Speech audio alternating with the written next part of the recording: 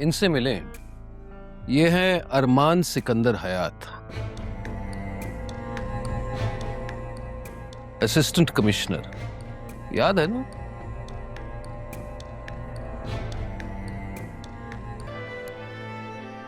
राहा, सब कुछ वक्त पे छोड़ दो। बहुत जल्द सबकी आंखों से ये पर्दा हट जाएगा।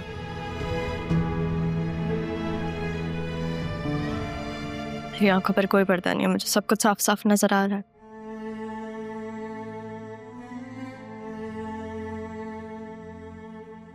तुम्हारी आंखों पर तो पर्दा डालने का हुक्म मिला रहा। कैसे बताऊं कि हकीकत क्या है? राहा, अपनी ज़ैनब भी पे यकीन रखो। देखना बहुत जल्द तुम्हें सबूत मिल जाएंगे। इंतजार रहेगा मुझे। वो दिन दूर नहीं है। अम्मी, आप प्लीज इसे पूछें क्या ये तब तक अपनी नाराजगी खत्म कर सकती है? ज़ैनबी, आप इससे कहें कि ये कोई छोटी मोटी बात नहीं थी। मेरे माँ बाप पे ये बात आई है। अम्मी से कह दें कि हकीकत बहुत जल्द इसके सामने आ जाएगी। ज़ैनबी, आप इससे पूछेंगे मुझसे बात ही क्यों कर रहा है?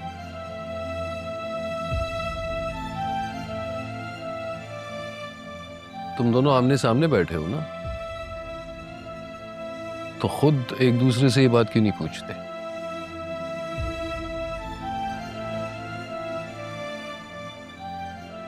राहा, मैं तुम्हें लेने के लिए आई हूं। मेरे साथ घर चलो बेटा।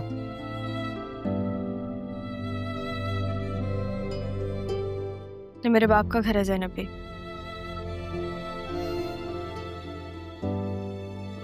मैं खुश हूँ यहाँ पे, मैं नहीं जाना चाहती। खुदा जाने अब घर में कैसे कैसे लोग आना शुरू हो गए। अच्छा, तो आप हैं नरमीन साहिबा?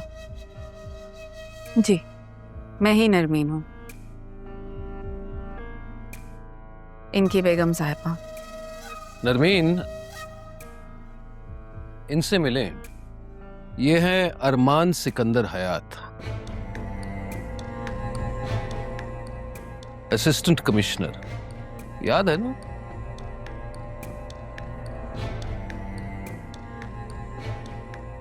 जी, आपने बताया था, मुझे आ गया याद।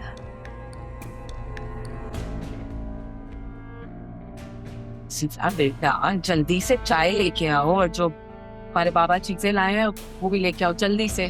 खाने को नहीं, हमें वाकई किसी चीज की जरूरत नहीं है। सिर्फ राहा को देखने के लिए आए थे।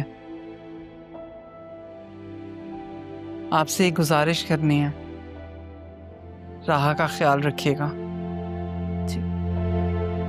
क्या बोल रहे हैं आप?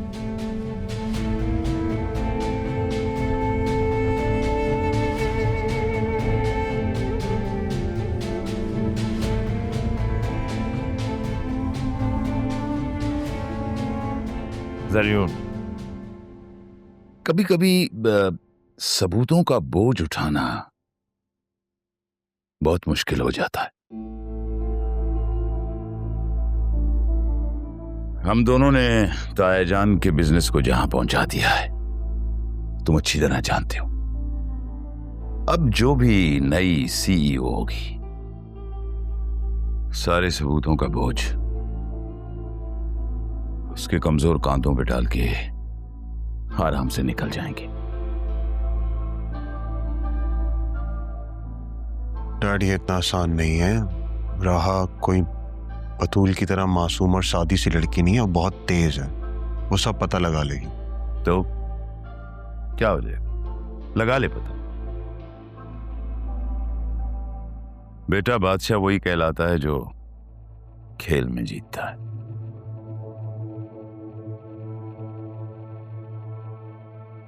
और फिलहाल इस खेल के सिकंदर हम हैं। तायाजान का घर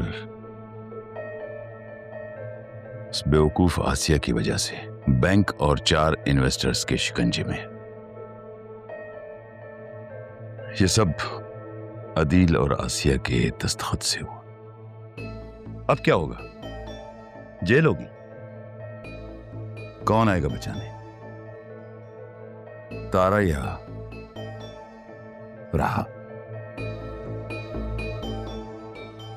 और मैं यहाँ रहा और उसकी माँ को ढूंढ रहा हूँ कि पता नहीं कहाँ छुप के बैठी है ये। मुझे तो लगता है कि वो सी कंगले शोहर के पास गई होगी जहां हम गए थे। कुछ नहीं मिला।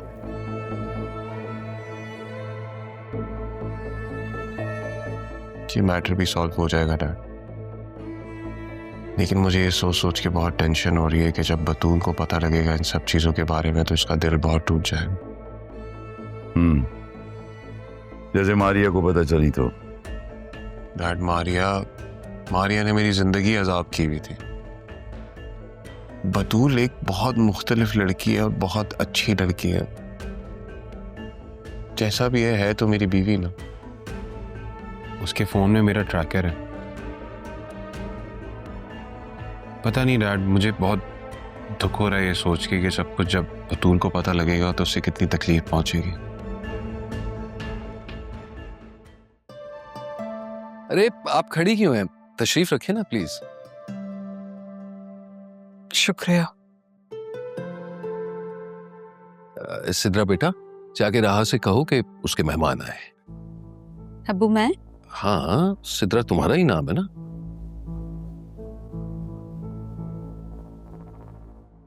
जाओ आइए आइए, आप भी आइए, तशरीफ रखें।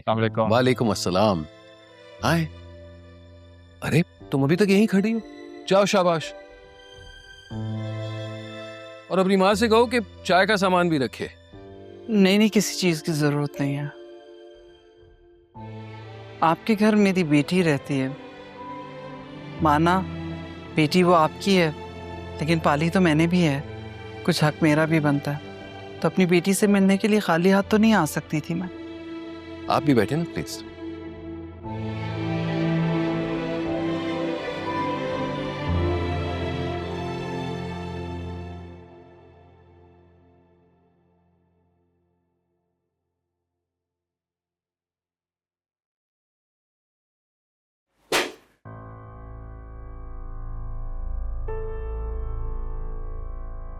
आ जाओ अंदर। मैं अंदर आई तो दोबारा मारोगी? अंदर आओ,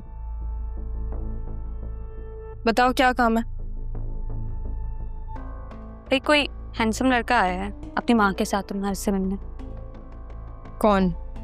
मुझे क्या पता, मेरे लिए तो नहीं आया ना। ऑफिस जाना तुमने शुरू किया है तो क्या पता तुम्हारे लिए रिश्ता लेकर अच्छा बस चलो, रिश्ता लेकर आया होगा।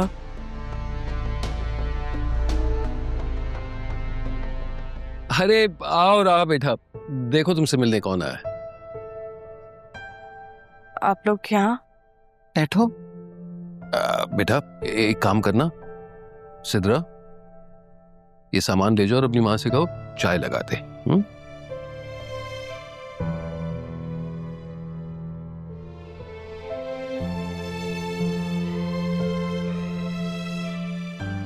आप लोग यहाँ क्यों? क्या मैं तुम्हें मिलने के लिए नहीं आ सकती? आ सकते हैं, मैं रोक भी नहीं सकती आप लोगों को। मैंने ही अरमान से जिद की थी। मैंने कहा मैं राह को देखना चाहती हूँ। तरस की उसकी आवाज सुनने के लिए। बस मुझे लेकर चलो मिलवाने के लिए। पिछले 2-3 दिनों से लोग मुझ पे तरस खा रहे हैं और अब मुझे देखने के लिए तरस गई थी।